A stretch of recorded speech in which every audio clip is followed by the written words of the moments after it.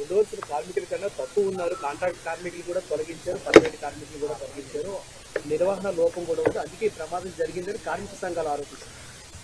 ఇప్పుడు మీరు చూస్తే తక్కువ మంది ఉన్నారు కనుక ఈ ప్రమాదం జరగలేదు. ప్రాసెస్లో ఎలాంటి ల్యాబ్స్ లేదు, డీవియేషన్ లేదు. ఇది వాటి నుంచి అది కక్కింది. ఎందుకు కక్కిందంటే తెలియదు. ఇన్ఫాక్ట్ ఎక్కువ మంది దాని కింద ఉంటే చనిపోయే పరిస్థితి, ప్రమాదం ఉంది. సో ఇది ప్రాసెస్ లోపాలు ఎక్కడ జరగలేదు. నంబర్ 2, లోపల కార్మికులు కూడా కలిసారు. వాళ్ళు కూడా నేను సమాధానం చెప్పాను. ఏమన్నానంటే ఇతర ఫ్యాక్టరీలు, ఎందుకంటే ఇదే టెక్నాలజీ, దీనికన్నా వెనకబడిన టెక్నాలజీలు ఉన్న ఫ్యాక్టరీలు ఉన్నాయి. అదే టైంలో వచ్చినాయి 4-5 స్టీల్ ఫ్యాక్టరీలు భారతదేశానికి. రష్యన్ టెక్నాలజీతో ఏర్పడిన factory, one of the best technology. In fact మనం హైదరాబాద్లో కట్టిన ఇల్లు, ఉండవల్లో, ఇప్పుడు అమరావతిలో మేము కట్టే 2 ఇల్లు కూడా విశాఖ స్టీల్ వాడే కడుతున్నాం. ఎందుకంటే క్వాలిటీ బాగుంటుంది, స్ట్రెంత్ బాగుంటుంది, టెక్నాలజీ మంచిదని అందరూ బలంగా నమ్ముతూ టెస్ట్ కూడా చూపిస్తుంది. సో అక్కడ ఎంతమంది ఉన్నారు, ఇక్కడ ఎంతమంది ఉన్నారు, కమిటీ మొత్తం క్షుణ్ణంగా పరిశీలిస్తుంది. చేసి తగిన చర్యలు మేము తీసుకుంటాం. ఇది ఇంకోసారి జరగకూడదు అంటే అది ఎందుకు కక్కిందనే తెలుసుకోవాలి. కింద ప్రాసెస్ లోపాలు జరిగితే మీరు అనేది కరెక్ట్, కానీ ఇక్కడెక్కడ ప్రాసెస్ లోపం జరగదు. కెమికల్ రియాక్షన్ అంతా ముందల స్టేజ్లో జరిగిపోతుంది. ఫైనల్ మెటల్ వచ్చి ఇక్కడ నుంచి ఒక క్యూబ్గా తయారయ్యి రన్నింగ్ ప్రాసెస్ జరుగుతుంది. దాని తర్వాత ఇంకా మిగతా ప్రోడక్ట్స్ తయారవుతాయి. సో ఇక్కడ ఎలాంటి కంటామినేషన్ జరిగేదానికి, కెమికల్ ప్రాసెస్లో తప్పు జరిగేదానికి లేదు. కానీ ఎందుకు జరిగింది, ఎలా జరిగింది, ఏమైంది అనేది తెలుసుకోవాల్సిన అవసరం అందరికి. అక్కడ పనిచేసిన కార్మికులకు తెలియదు. ఎందుకంటే 30 సంవత్సరాల నుంచి అక్కడనే పనిచేసిన వాళ్ళు అన్నారు, సార్ మొదటిసారి జరుగుతుంది. సెక్షన్ ఇన్ఛార్జ్ 92 నుంచి పనిచేస్తున్నారు, ఆయన ఎప్పుడు చూడలేదు. సో ఎక్స్పర్ట్స్కే తెలియదు ఇది ఇక్కడ పనిచేసిన కార్మికులకి పర్యవేక్షణలో ఉన్న లీడర్షిప్ కూడా తెలియదు. అందుకే ఎక్స్పర్ట్స్ వస్తున్నారు. ఎక్స్పర్ట్స్ వస్తే వాస్తవాలు తెలుసుకుంటాం, తగిన చర్యలు తీసుకుంటాం. అది అన్నా ఒకటి 4 గంటల 10 నిమిషాలకి జరిగింది. ఇక్కడ ఉన్న 8 అంబులెన్సెస్ కూడా ఇమ్మీడియట్గా వెళ్ళినాయి. వాళ్ళందరినీ ఇమ్మీడియట్గా తరలిస్తాం జరిగింది. ఇది ఆసుపత్రులకి ఇమ్మీడియట్గా తరలిస్తాం కూడా జరిగింది. ఇంతేకాకుండా కలెక్టర్ గారు వచ్చారు, సిపి గారు వచ్చారు, హోంమంత్రి గారు వచ్చారు, ఎంపీ గారు వచ్చారు, ఎమ్మెల్యే గారు వచ్చారు, అందరూ వచ్చారు. ఇక్కడ కుమారస్వామి గారు నేను రాత్రి వచ్చారు సార్. జరిగిన 12 hours కూడా జరగల. 4 గంటల 10 నిమిషాలు జరిగితే ఆయన సుమారుగా 10 కల్ దిగారు. 6 గంటల్లో కుమారస్వామి గారు స్వయంగా వచ్చారు. నేను నిన్న సాయంత్రం వచ్చాను రష్యా నుంచి. ఈరోజు ఉప ముఖ్యమంత్రి గారు వచ్చారు. ఎందుకంటే ఇక్కడ ఒకటండి, ఎక్స్గ్రేషియా ఇచ్చేదానికో ప్రకటించడానికి కేవలం అదొకటే కాదు మా బాధ్యత. కుటుంబాలను ఆదుకోవాలి, కార్మికులతో అండగా నిలబడాలి, ఏం జరిగిందో మేము తెలుసుకోవాలి, రాబోయే రోజుల్లో ఎలా ప్లాంట్ని ముందలు తీసుకెళ్ళాలి, ఇలాంటిది మళ్ళీ జరగకుండా చూసుకునే బాధ్యత మా అందరిపైన ఉంది. సో దానికే మేము అందరూ వచ్చింది. అది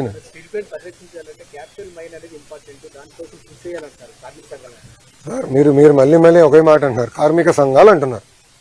ఒక విషయం చెప్తున్నా, విశాఖ ఉక్కుని కాపాడుకుంది మేము. గతంలో ఎప్పుడన్నా క్యాప్టివ్ మైన్ ఉందా? విశాఖ ఉక్కుకి క్యాప్టివ్ మైన్ ఎప్పుడన్నా ఉందా? ఈ రోజు కూడా ఇక్కడికి వస్తున్న ఉక్కు ఫ్యాక్టరీలు అన్నిటి కూడా స్లర్రీ పైప్ లైన్ ద్వారా రా మెటీరియల్ NMDC టైప్తో వస్తున్నాయి. మార్కెట్ ప్రైస్, ఇది ప్రైవేట్ సెక్టర్ కానీ ఎవరికైనా కానీ మార్కెట్ ప్రైస్. ఈరోజు మేము కారులో వస్తుంటే ఒక ప్రతిపాదన వచ్చింది, స్లరీ పైప్ లైన్ నుంచి విశాఖ ఉక్కు కూడా ఇవ్వాలి. కానీ దాని గురించి ఏనాడు ఏ కార్మిక సంఘ నాయకుడు మాట్లాడరు. కార్మికులు మాట్లాడుతున్నారు. నన్ను అడిగారు కార్మికులు, అన్న మీరు దీన్ని కూడా స్లరీ పైప్ లైన్ వేస్తే బాగుంటుంది. నన్ను అడిగింది ఒక పని చేస్తున్న కార్మికుడు. తప్పనిసరిగా చేద్దాం, 100% చేయాలి. దానికి ఎక్కువ మనకి రైల్వే సైడింగ్ అన్ని కూడా ప్రాబ్లం లేదు. మనకి స్లరీ పైప్ లైన్ కూడా తీసుకొచ్చే బాధ్యత ప్రభుత్వం తీసుకుంటుంది.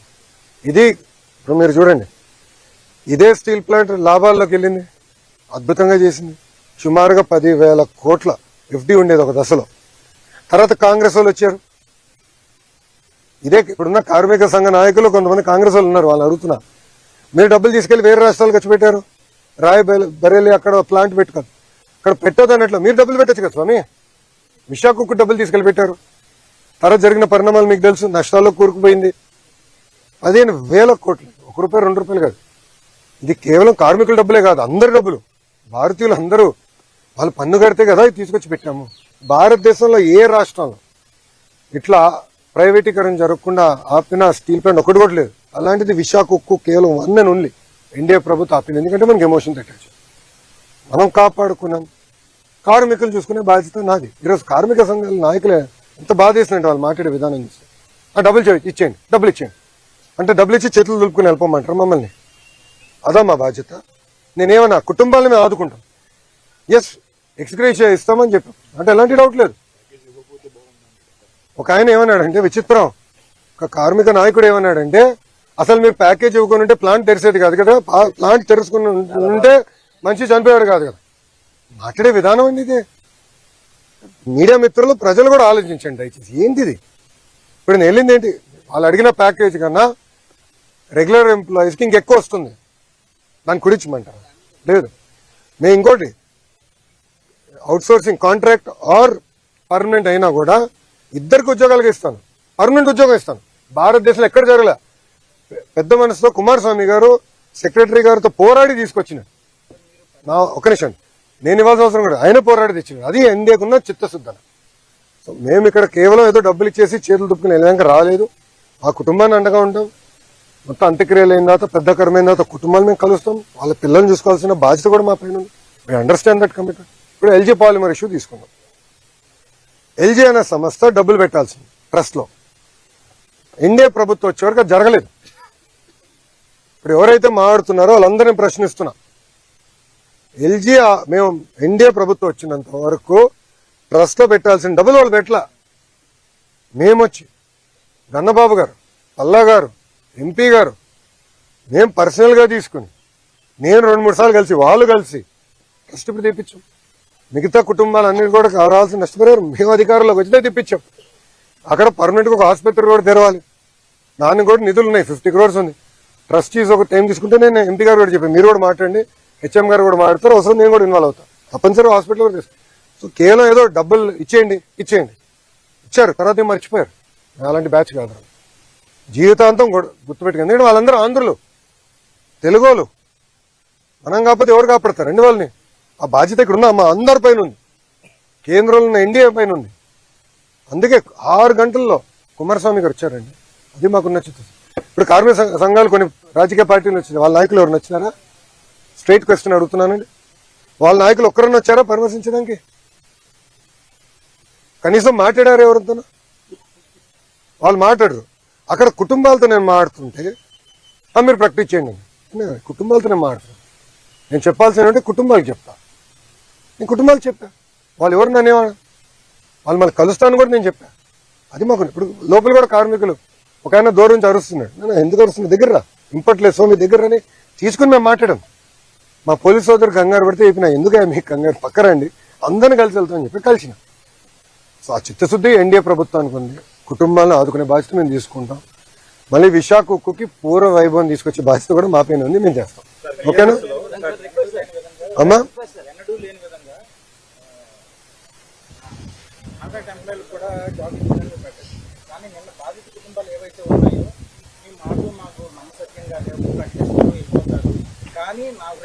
ఎవరు చెప్పారండి? ఒక నిమిషం అన్నా, మీరేమనుకోపోతే 1 second అన్నా. ఐఎమ్ సారీ కానీ హాఫ్ నాలెడ్జ్తో మనం ఆడకూడదు. కంప్లీట్ నాలెడ్జ్తో లెట్ us డిస్కస్. ఓకే, ఈరోజు ఎవరు వచ్చారండి ఇక్కడికి?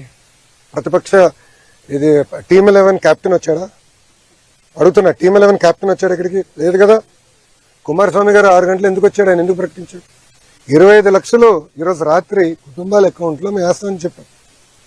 9 రోజుల తర్వాత తిప్పి నన్ను అడుగు, అప్పుడు నేను సమాధానం చెప్పగలుగుతా. కానీ మీరే కావాలని అపోహలు సృష్టించి, కార్మిక సంఘ నాయకులు అపోహలు సృష్టించి, కరెక్ట్ కాదు. I'm sorry to say. మేము కాపాడాం ప్లాంట్, స్టీల్ ప్లాంట్. మాకున్న చిత్తశుద్ధి మేము కాపాడాం. నాకు ఇప్పుడు కూడా ఫోటో ఉంది. మేడం గారు, నిర్మలా సీతారామన్ గారు కూర్చుని ఉంటారు, బాబు గారు ఉంటారు, పైన క్లాక్ ఉంటుంది. పొద్దున 12 గంటల 15 నిమిషాలు జరుగుతున్న మీటింగ్. రాత్రి ఫోటో అవుతాయినా, రాత్రి 2 వరకు మీటింగ్ జరిగింది. ఫోటోలో 12:15 అంటే డేట్ మారింది. ఇప్పుడు మేడం గారికి అవసరం అది? నిర్మలా సీతారామన్ గారికి అవసరమా అంతవరకు ఉండి మనతో చర్చించి ఇంత ప్యాకేజ్ ఇవ్వాల్సిన అవసరం మేడం గారికి లేదు అని మనకి చిత్తశుద్ధి. అందుకే మనం చెప్పింది వారు ముఖ్యమంత్రి గారికి అనుకున్న అనుభవంతో ఆయన చెప్తే అక్కడ వింటారు. ఎస్, బాబు గారు చెప్తున్నారంటే చాలా సీరియస్ చెప్తున్నారు. అది పరిణామాలు తీసుకుని ఆయన అనౌన్స్ చేశాను. సో నేను చేయకపోతే తిప్పినాను అడిగాను, చేస్తానని చెప్పిన తర్వాత తిప్పి అసలు 24 గంటలు కూడా లోపలే మీరు ఇట్లా మారితే ఎట్లా sir? We're in full commitment. చెప్పినట్టు ఆ టీమ్ లెవెల్ కెప్టెన్ వచ్చే అవసరం లేకుండానే మీరే ముందస్తుగా అంత ఇనిషియేటివ్ తీసుకుంటాము అంటారు. అమ్మా ఇక్కడనే కాదు, ఇది ఎండ్ ఆఫ్ ది డే మన రాష్ట్రం, మనకున్న సమస్యలని మనమే పరిష్కరించుకోవాలి. It is our responsibility, right?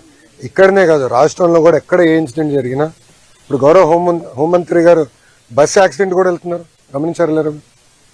Any incident we're taking very serious. మాకు వాట్సాప్ గ్రూప్ ఉంది, ఇన్సిడెంట్ మేనేజ్మెంట్ అని మాకు వాట్సాప్ గ్రూప్ ఉంది. దాంట్లో గౌరవ ముఖ్యమంత్రి గారు కూడా ఉన్నారు. ఇది అడగండి, నిన్న జరిగిన 4:45 మేము అందరూ అలర్ట్ అయ్యాం, అందరూ మాడుకున్నాం. మళ్ళీ ఎంపీ గారితో మాట్లాడా, ఎమ్మెల్యే గారితో మాట్లాడా, గణబాబు గారితో మాట్లాడా, హెచ్ఎం గారు ఇమీడియట్గా స్పందించారు. ఇట్స్ రెస్పాన్సిబిలిటీ అమ్మా. మేమేదో టీమ్ 11 కెప్టెన్ సమాధానం చెప్పినందుకు మేము లేము ఇక్కడ. తెలుగులకి కోసం, ఆంధ్రుల కోసం సమాధానం చెప్పాలి. మా బాధ్యత ఇది. 164 స్థానాలు గెలిపించిన తర్వాత మేము పరదాలు కట్టుకుని తిరగట్లేదు ఎవరు. పాప కార్మికుడు ఎక్కడి నుంచో దూరం నుంచి అరుస్తుంటే నన్ను ఎందుకు అరుస్తున్నావునా, దగ్గర రా అడిగి, దగ్గర వచ్చారు, మేము కూర్చున్నాం, మాట్లాడుకున్నాం.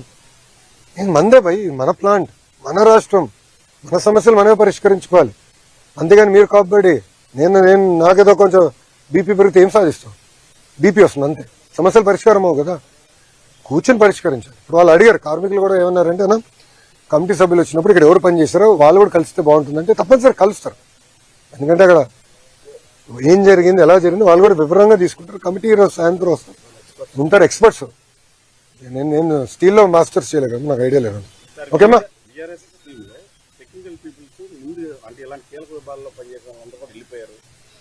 అది నివేదిక ఇవ్వనండి అన్న, వెళ్ళిపోతున్నాడు. అంటే అన్ని ఊహాగానాలు. మీరు చెప్పింది ఏంటంటే కార్మిక సంఘ నాయకులు అంటున్నారు. మీరు ఇప్పుడు మూడో ప్రశ్న, మీరు అడిగిన అన్ని ప్రశ్నలు అదొకటి వచ్చింది. ఎవరు అడిగారు కదా, కార్మిక సంఘ నాయకులు ఇది అన్నారు, కార్మిక సంఘ నాయకులు అంటున్నారు. వాళ్ళ సమాధానం చెప్పేదానికి నేను లేను. ఎవరు? అరే వాళ్ళు అడుగుతారు, వాళ్ళకేం పోయింది? వాళ్ళు ఆయన ఎంత బాధ అంటే చెప్పేసి వెళ్ళండి అంట. ఎంత బాధ వస్తుందండి. దానికన్నా ఎక్కువ వస్తుంది కొంత కుటుంబాలకని నేను అనుకుంటే చెప్పేసి మీరు వెళ్ళిపోండి. అదే మరి ఇంకో నాయకుడు ఎంత బాధ అండి. మీరు తెరిపించారు కనుక జరిగిందంట. 15,000 కోట్ల రూపాయలు ప్యాకేజ్ ఇచ్చి మేము తెరిపిస్తే, మళ్ళీ నష్టాల్లో ఉన్న ప్లాన్ని తిరిగి తెరిపిస్తే, బ్యాక్లాగ్ జీతాలన్నీ కూడా చెల్లించి అన్ని స్ట్రీమ్ లైన్ చేసి ఇంకా నెల నెల పర్ఫెక్ట్ గా అన్ని స్ట్రీమ్ లైన్ చేసే పరిస్థితికి వచ్చి సంఘటన జరిగింది. బాధాకరం.